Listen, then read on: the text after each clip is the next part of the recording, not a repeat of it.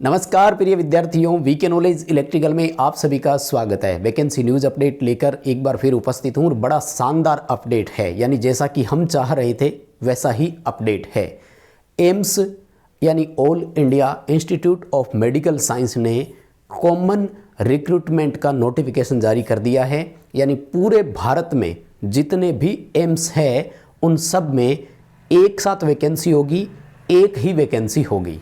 हमारे लिए अच्छी बात यह है कि हमें अलग अलग फॉर्म्स अप्लाई नहीं करने पड़ेंगे और अलग अलग हर बार एग्ज़ाम देने के लिए नहीं जाना पड़ेगा। पूरी डिटेल से बात करेंगे, एक एक पॉइंट पर चर्चा होगी। आपसे मेरा निवेदन इतना सा है कि प्लीज़ इस वीडियो को पूरा देख लेना, नहीं तो हम वीडियो में वो चीज़ बता रहे होते हैं और आप नीचे कमेंट करके पूछ रहे होते हैं। हर एक सवाल का जवाब मिलेगा। एग्ज़ाम सेंटर कहाँ होगा, अदर स्टेट, ऑल इंडिया से कौन भर सकता है, सिलेक्शन प्रोसेस कैसी होगी, एग्ज़ाम का पैटर्न क्या रहेगा, एज कितनी कितनी है, किस एम्स में कितनी सीटें हैं, पूरी डिटेल से बात करेंगे। कंप्लीट वीडियो आपको देखना है। चैनल से पहली बार जुड़े हैं तो सब्सक्राइब कर लीजिए। हम इसी तरह का अपडेट, कंटेंट और न्यूज़ नोटिफिकेशन इस चैनल पर आपको प्रोवाइड करवाते हैं, तो ज्वाइन कर लीजिएगा। डिस्क्रिप्शन में लिंक है, टेलीग्राम को ज्वाइन कीजिए। फास्टेस्ट अपडेट टेलीग्राम पर भी आपको प्रोवाइड करवाते हैं। आइए एक नज़र डालते हैं। बस ये एम्स ने किया है, अब मैं तो ये चाहता हूँ कि 2-4 और है जिनमें वैकेंसी जाती है, जैसे जो सेंट्रल गवर्नमेंट के हैं, जैसे इसरो हो गया, अलग अलग वैकेंसी निकालते हैं। सेल वाले हो गए, वो अलग अलग निकालते हैं। CSIR अलग अलग वैकेंसी कर रहे हैं। काश ये भी एक कॉमन वैकेंसी कर दें। माय डियर, पूरा नोटिफिकेशन है, इसको क्या बोल रहे हैं, CRE common recruitment examination. Form apply start हो चुके हैं और नोटिफिकेशन के अकॉर्डिंग इसकी जो लास्ट डेट है ना वो है 31 जनवरी। तो समय निकाल लीजिए और कर दीजिए अप्लाई। अब आपको डिले नहीं करना है। 31 जनवरी 2025 शाम 5 बजे से पहले ऑनलाइन एप्लीकेशन अप्लाई करना होगा आपको। कुछ टेंटेटिव डेट इन्होंने दी है, अगर मैं क्रूशियल डेट पर बात करूं तो शेयर कर देते हैं आपके साथ। देखो, 7 जनवरी 2025 से ऑनलाइन एप्लीकेशन स्टार्ट हो चुके हैं और 31 जनवरी 2025 लास्ट डेट है। आपके एप्लीकेशन का स्टेटस की फॉर्म जो है वो एक्सेप्ट हो गया कि रिजेक्ट हो गया, तो वो आएगा 11 फरवरी 2025 को। और अगर किसी भी तरह की कोई आपको करेक्शन करनी है तो 12 फरवरी से लेकर 14 फरवरी यानी 3 दिन विंडो ओपन रहेगी, जहां आप कुछ भी एडिट कर सकते हैं। किसी भी तरह का एरर हो जाता है, लेकिन याद रखिएगा फॉर्म अप्लाई करते समय सबसे बड़ी सावधानी रखनी है, कैटेगरी गलत नहीं हो जाए, क्योंकि आपके ऑनलाइन एप्लीकेशन में कैटेगरी कभी भी बाद में चेंज नहीं होती है। उसी के अकॉर्डिंग आपको फ़ीस पे करनी होती है, और ख़ास तौर से एम्स की तो फीस ही बहुत है, आपने देखा होगा, मैं आगे बात करूँगा। ठीक है, उसके बाद में देखो 26 से 28 फरवरी को टेंटेटिव एग्ज़ाम डेट भी इन्होंने दिया है, यानी 3 दिन एग्ज़ाम चलेंगे आपके 26, 27 और 28 फरवरी 2025। तो हो जाओ तैयार साथियों, पूरी है आपके सामने सारी क्रूशियल डेट, पॉइंट्स, डाटा सब कुछ है। तो एक एक करके मैं आपको डिटेल बताता हूँ। नोटिफिकेशन तो बहुत बड़ा है, लगभग 208 पेज है। तो 208 पेज तो अगर अपन पढ़ेंगे तो शायद आप टाइम जो है वो उसको कंज्यूम करेंगे। मैं आपको एक तो इनकी मेन वेबसाइट है वो बताता हूँ, जो अब की बार इन्होंने कॉमन वेबसाइट बनाई है। ये तो सबकी अलग अलग है, लेकिन फॉर्म अप्लाई करने के लिए एक कॉमन वेबसाइट आपके लिए बनाई है, ये है emsexam.ac.in। ये वेबसाइट इस बार कॉमन है, जो सभी एग्ज़ाम के लिए रहेगी, सभी के लिए कॉमन एक तरह से, ठीक है। और क्रूशियल डेट पर बात हो चुकी है। इंपॉर्टेंट चीज़ें क्या है उस पर अगर आप कहो तो मैं शेयर कर देता हूँ 2-4 चीज़ें जिसकी बात करनी है हमें, है ना। एज में देखो पोस्ट वाइज अलग अलग है, तो मैं IT इलेक्ट्रीशियन की डिटेल आपको देने वाला हूँ। उसी समय आपको मैं जो है वो एज का रिलैक्सेशन भी साथ में बता दूंगा। 5 साल 3 साल वो तो है ही, और जो ज़रूरी चीज़ें वो शेयर करता हूँ आपके साथ। देखो, सबसे पहले ना एप्लीकेशन फ़ीस, क्योंकि ये सब के लिए कॉमन रहेगा। बाद में जब सीटों की डिटेल और क्वालिफिकेशन पर बात करेंगे ना तो वो अलग अलग हो जाएगी सबके लिए, लेकिन अभी जो कॉमन चीज़ें वो शेयर कर देता हूँ। मुझे लगता है बहुत सारे बच्चे तो यहाँ से फिर बाहर भी हो सकते हैं, वीडियो देखते ही बाहर हो जाएंगे। 3000 रुपये फॉर्म की फ़ीस है, 3000 रुपये। किन किन को देनी है, अनरिजर्व और OBC कैंडिडेट्स को देनी है। अगर आप SC ST या EWS से बिलोंग करते हैं तब भी आपको 2400 रुपये पे करने होंगे। 2400 रुपये फॉर्म की फीस है ये। और सबसे बड़ी बात क्या है, ये नॉन रिफंडेबल है। एक बार आपकी फ़ीस कट चुकी है तो उसके बाद आपको फ़ीस वापस नहीं मिलेगी, भले आप एग्ज़ाम देने जाएंगे या नहीं जाते हैं। जो आपके सवाल पूछे जाते हैं, एग्ज़ाम सेंटर कहाँ होगा, तो पहले तो ये बता दूं, ये भारत सरकार के अधीन आता है, इसलिए आप पूरे इंडिया में कहीं से भी है आप फॉर्म अप्लाई कर सकेंगे। इसमें कोई किसी अदर स्टेट का वो रूल रेगुलेशन नहीं है। इम्पोर्टेंट चीज़ क्या है, 26 फरवरी से 28 फरवरी के बीच में एग्ज़ाम होगा और एग्ज़ाम हर एक स्टेट में या हर एक केंद्र शासित प्रदेश के बड़े सिटी में होगा। जैसे राजस्थान का मैं एग्जांपल दूं तो जयपुर, जोधपुर, यहाँ एग्ज़ाम हो सकता है। ठीक है, तो इसी हिसाब से अलग अलग है, लेकिन वो कह रहे हैं कि अगर किसी एग्ज़ाम में 500 से कम बच्चे हैं तो उनका एग्ज़ाम हम दिल्ली में ही लेंगे, ये आपको ध्यान रखना होगा। आप चॉइस सेट नहीं कर सकते, चॉइस सेट वही करेंगे, यानी कंपनी वाले ही करेंगे, एम्स वाले ही करेंगे, ठीक है ना, आप सेट नहीं कर सकते। आइए अगला जो कॉमन पॉइंट है वो क्या है, जो सिलेबस सिलेक्शन प्रोसेस है वो सब के लिए कॉमन है, तो इस पर बात करते हैं। देखो, कंप्यूटर बेस्ड टेस्ट होगा, ध्यान से सुनिएगा, बहुत इंपॉर्टेंट चीज़ बता रहा हूँ, अलग हो रहा है। सीबीटी होगा जिसमें 90 मिनट का समय रहेगा और टोटल आपके क्वेश्चन होंगे 100, टोटल 400 नंबरों का पेपर होगा, यानी 4 नंबर का एक क्वेश्चन है। लेकिन माय डियर, सावधानी ये भी रखनी है कि यहाँ पर 1/4 नेगेटिव मार्किंग भी है, यानी गलत करने पर 1 नंबर काट लिया जाएगा, सही करने पर 4 नंबर मिलेंगे और गलत करने पर 1 नंबर काट भी लिया जाएगा।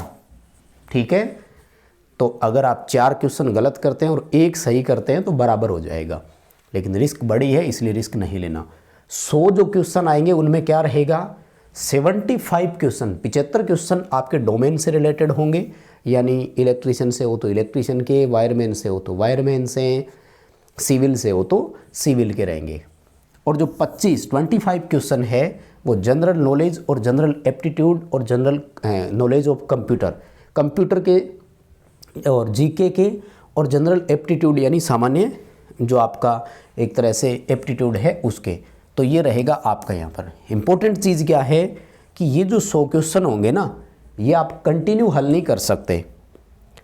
आपको ये 100 क्वेश्चन 5 सेक्शन में डिवाइडेड मिलेगा, एक सेक्शन में 20 क्वेश्चन होंगे और 18 मिनट का समय मिलेगा आपको एक सेक्शन के लिए। तो यहाँ ध्यान से समझने वाली चीज़ क्या है, एक तो इन्होंने ये कहा है कि आपको सेक्शन स्विचिंग का ऑप्शन नहीं दिया जाएगा, यानी बाय डिफ़ॉल्ट टाइम चल रहा है, सेक्शन नेक्स्ट आएगा जब वो टाइम पूरा हो जाएगा। आपने उस 18 मिनट के अंदर अंदर अगर ये 20 क्वेश्चन कर लिए तो भी ठीक, नहीं किए, मान लीजिए 18 मिनट का समय पूरा हो गया और आपने 18 ही क्वेश्चन अटेंड किए थे, तो वो कह रहा है आपके 2 क्वेश्चन इस सेक्शन के लैप्स हो जाएंगे, आपको ये क्वेश्चन दोबारा अटेंड करने का मौका नहीं मिलेगा। जैसे ही टाइम कंप्लीट होता है तो ऑटोमेटिक न्यू सेक्शन ओपन होगा और अब आप प्रीवियस सेक्शन पर स्विच नहीं कर सकते, उसके क्वेश्चन नहीं देख सकते, उसके क्वेश्चन को दोबारा अटेंड नहीं कर सकते। ये यहाँ पर ध्यान रखने वाली चीज़ है, यानी 18 मिनट में 20 क्वेश्चन आपको करने ही पड़ेंगे, कोई ऑप्शन नहीं है, और बीच में आप किसी सेक्शन पर स्विचिंग नहीं कर सकते।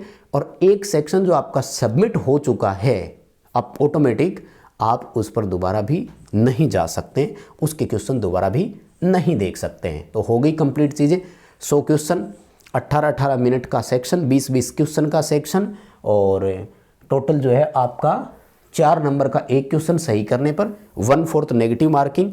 और आप जो है वो ये देखो, ये रहा है ना, come back again for any section, never come back, आप वापस नहीं जा सकते हैं उस पर, और नए सेक्शन पर जो है वो आप ऑटोमेटिक अलाउ हो जाएंगे। क्वेश्चन किस तरह के रहेंगे, तो ITI electrician base, wireman base पर जो वैकेंसी होगी वो हिंदी इंग्लिश दोनों भाषाओं में रहेंगे, इन्होंने वो यहाँ पर क्लियर कर दिया है। ठीक है, मिनिमम क्वालिफाइंग मार्क्स भी है, खैर वो तो आ ही जाएंगे, मुझे नहीं लगता उसमें तो कोई दिक्कत है क्या, 1/4 की नेगेटिव मार्किंग है। ठीक है, वो मैं पहले ही बता चुका हूँ, और मिनिमम क्वालिफाइंग मार्क्स 40% है अनरिजर्व और ईडब्ल्यूएस के लिए, 35 ओबीसी के लिए और 30 है SC ST के लिए। ठीक है, ये आपको मिनिमम क्वालिफाई अगर करना है तो नंबर आपको चाहिए। ठीक है। जैसे यहाँ देखो ये इन्होंने तरीका बताया, तो इलेक्ट्रिशियन वालों का मैं बता देता हूँ। ये रहा, क्या बता रहे हैं, ग्रुप का नाम क्या है, सिलेबस किस तरह का रहेगा, स्किल टेस्ट है या नहीं है, और पेपर किस लैंग्वेज में होगा। तो ये देखो नंबर 8 पर क्या लिखा है, इलेक्ट्रिशियन और लाइनमैन नाम से जो पोस्ट आती है, इलेक्ट्रिकल लाइनमैन, इलेक्ट्रिकल और वायरमैन। तो इन सब के लिए इलेक्ट्रिशियन ट्रेड के क्वेश्चन रहेंगे, यानी वायरमैन से भर रहे हो तब भी इलेक्ट्रिशियन वाला ही पेपर आएगा। स्किल टेस्ट नहीं है, खाली छोड़ रखा है, और पेपर बाईलैंग्वेज होगा, यानी हिंदी और इंग्लिश दोनों भाषाओं में होगा। आइए क्वालिफिकेशन में क्या क्या मांगा है, क्योंकि वायरमैन के लिए अलग है और इलेक्ट्रिशियन के लिए अलग है। तो अब मैं आपको डायरेक्ट वहीं ले चलता हूं, क्योंकि ये अब सबकी क्वालिफिकेशन आपको यहाँ पर शो कर रहा है। लो भाई, ITI इलेक्ट्रिशियन वाले देखो अपनी डिटेल, इलेक्ट्रिशियन, लाइनमैन, इलेक्ट्रिकल और वायरमैन, इन पदों के लिए क्या क्वालिफिकेशन, क्या एज, क्या पे लेवल रहेंगे। सबसे पहले देखो इलेक्ट्रिशियन के नाम से है, एम्स पटना में इनकी वैकेंसी है। 18 साल से लेकर के 35 साल तक का एज ग्रुप रखा गया है। और मैं बताता आया हूँ कि नोटिफिकेशन में जो भी डेट होती है या एज होती है वो हमेशा अनरिजर्व के लिए होती है। तो इसमें रिजर्व कैटेगरी अपना अपना रिजर्वेशन के तहत छूट को ऐड कर लीजिए, यानी अगर आप OBC से बिलोंग करते हैं तो 3 साल, और SC या ST से बिलोंग करते हैं तो आपको 5 साल का रिलैक्सेशन यहाँ पर मिल जाएगा। मोस्ट इंपॉर्टेंट चीज़ क्या है माय डियर, इलेक्ट्रिशियन को लेवल 4 में रखेंगे। सेंट्रल गवर्नमेंट का लेवल 4 कम नहीं होता माय डियर, 24,000 के आसपास बेसिक है आपकी, 24,000 रुपये के करीब बेसिक होगी। लेकिन आपसे मांगा क्या है वो क्वालिफिकेशन भी चेक कर लीजिएगा। तो पॉइंट्स क्लियर हो गए। इलेक्ट्रिशियन एम्स पटना में है वैकेंसी इसके लिए, और 18 से 35 अनरिजर्व के लिए है। तो रिजर्व वाले अपने अपने रिजर्वेशन के अकॉर्डिंग ऐड कर लीजिएगा। लेवल 4 में आपको रखेंगे, लेकिन आपको ये क्वालिफिकेशंस इनको देनी पड़ेगी। क्या मांगा है, 10th पास होना चाहिए, ITI होना चाहिए इलेक्ट्रिशियन ट्रेड से, और उसके बाद में इलेक्ट्रिकल सुपरवाइजरी सर्टिफिकेट आपको देना होगा, और इसी के साथ साथ 5 साल का एक्सपीरियंस सर्टिफिकेट देना होगा। इरेक्शन, रनिंग और मेंटेनेंस कहाँ पर, HTLT का। जैसे थर्मल पावर प्लांट में आपने कभी काम किया हो इलेक्ट्रिकल में, तो यही होता है थर्मल पावर प्लांट में, HTLT में जिन्होंने काम किया हो। यानी 2 बड़ी चीज़ें हैं। मुझे नहीं लगता कि बहुत सारे बच्चों के पास 5 साल का एक्सपीरियंस हो। सर्टिफिकेट तो ऑनलाइन बनता है, और इसका मैं पहले भी आपको कई बार डिटेल जो है वो दे चुका हूँ। अब आते हैं सेकंड वाले पर माय डियर। सेकंड है लाइनमैन इलेक्ट्रिशियन के नाम से, इसकी भी है एम्स पटना में वैकेंसी। 18 से लेकर के 35 साल की एज है, 18 से लेकर के 30 साल तक की एज है। तो OBC के लिए 33 और 35 साल हो गया SC और ST के लिए। लेकिन आपको यहाँ पर लेवल 2 में ही रखेंगे। किस में, लेवल 2 में, आई थिंक जिसकी बेसिक 20,000 के करीब है, और आपको ज़्यादा कुछ नहीं देना। 2 चीज़ें, 10th का जो आपके पास सर्टिफिकेट हो, और ITI हो इलेक्ट्रिशियन ट्रेड में, ठीक है ना। ITI डिप्लोमा रिलेटेड ट्रेड, यानी वायरमैन में हो तो भी चलेगा, इलेक्ट्रिशियन में है तब भी चलेगा, लेकिन 2 साल का एक्सपीरियंस ज़रूर होना चाहिए। इलेक्ट्रिकल में आपने अगर ITI किया है तब भी ठीक, और आपके पास एक्सपीरियंस जो है वो होना चाहिए माय डियर, ठीक है। उसके बाद में देखो वायरमैन के नाम से वैकेंसी है एम्स भोपाल में, और सेम 18 से 30 साल की एज, लेवल 2 में रखेंगे, और 10th होना चाहिए ITI इलेक्ट्रिशियन ट्रेड से। इलेक्ट्रिकल वर्कमैन का सर्टिफिकेट आपको देना होगा, और 5 साल का एक्सपीरियंस भी हो, अगर एम्स भोपाल में सिलेक्शन चाहते हो तब। वायरमैन एम्स जोधपुर राजस्थान वालों, आपके लिए 18 से 30 साल की एज, अनरिजर्व के लिए OBC में हो तो 33, SC ST में हो तो 35। लेवल 2 में आपको रखेंगे, और 3 चीज़ें सेम 4 चीज़ें आपको भी देनी है। 5 साल का एक्सपीरियंस, इलेक्ट्रिकल वर्कमैन का सर्टिफिकेट, इलेक्ट्रिशियन ट्रेड में ITI, और 10वीं आपको पास, क्योंकि 10वीं तो है ही, उसके बाद ही ITI करिए। और वायरमैन एम्स पटना में 18 से 30 साल, लेवल 2, और सेम वही 4 चीज़ें, ठीक है। तो ये है आपके मिनिमम एजुकेशनल क्वालिफिकेशन, पे लेवल और एज लिमिट। अब मैं ले चलता हूँ आपको जो आपका आगे का क्राइटेरिया है उस पर। पदों की संख्या है उस पर एक नज़र डालते हैं कि सीटें कहाँ कितनी है। आ जाओ भाई, एक एक करके चारों एम्स का आपको मैं बता देता हूँ। चार क्या, वैसे जिन्होंने 5 लिखा है वैसे 3 ही एम्स है। पटना की 3 पोस्ट है, भोपाल में 1 है और जोधपुर में 1 है। तो सबसे पहले देखो, इलेक्ट्रीशियन एम्स पटना में अनरिजर्व की है मात्र 2 सीटें। अब जिसको ट्राई करना है कर लो भाई, 3000 रुपये फीस भर करके। वायरमैन इलेक्ट्रिकल की एम्स पटना में है, 1 सीट है, वो भी अनरिजर्व की। वायरमैन एम्स भोपाल में है, सबसे ज़्यादा 12 सीटें हैं यहाँ पर। मध्य प्रदेश वालों, आपके लिए तो फिर ट्राई करने का बनता है। भोपाल से अगर आप है या एमपी से भी है तो मुझे लगता है फिर ट्राई आपको कर ही लेना चाहिए। 12 सीटों के लिए तो ट्राई कर ही लो यार। अब 1-2 सीट के लिए तो क्या ही करोगे, बट 12 सीट मुझे लगता है ठीक ठाक है। उसमें से 7 अनरिजर्व की है, 1 ईडब्ल्यूएस की है, 2 है एससी और ओबीसी के लिए, एसटी के लिए सीट नहीं है। वायरमैन एम्स जोधपुर में केवल 1 सीट है। राजस्थान वालों, मुझे लगता है सपना सा ही टूट गया। कमेंट करके ज़रूर बताना कहाँ से देख रहे हो। वायरमैन एम्स पटना में फिर 8 सीटें हैं, है ना। तो एम्स वालों के लिए ठीक ठाक है, पटना वालों के लिए ठीक ठाक है कि 8 सीटें यहाँ पर, टोटल 9 है। 8 तो है अनरिजर्व के लिए और 1 सीट जो है वो ओबीसी के लिए।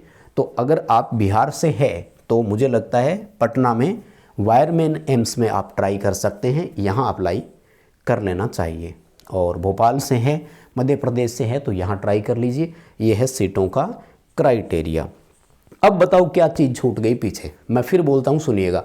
ऑल इंडिया से कोई भी भर सकता है। एज ग्रुप में बात हो चुकी है, फीस पर बात हो चुकी है, सीटों की संख्या पर बात हो चुकी है, एजुकेशनल क्वालिफिकेशन पर बात हो गई। एग्ज़ाम कहाँ होगा, टेंटेटिव डेट है, उस पर भी बात हो गई। मुझे लगता है सारी जानकारी कंप्लीट हो गई है। प्लीज़ वीडियो को लाइक करें, बिना लाइक के नहीं जाना है। दोस्तों को भी शेयर कीजिएगा। बहुत धन्यवाद।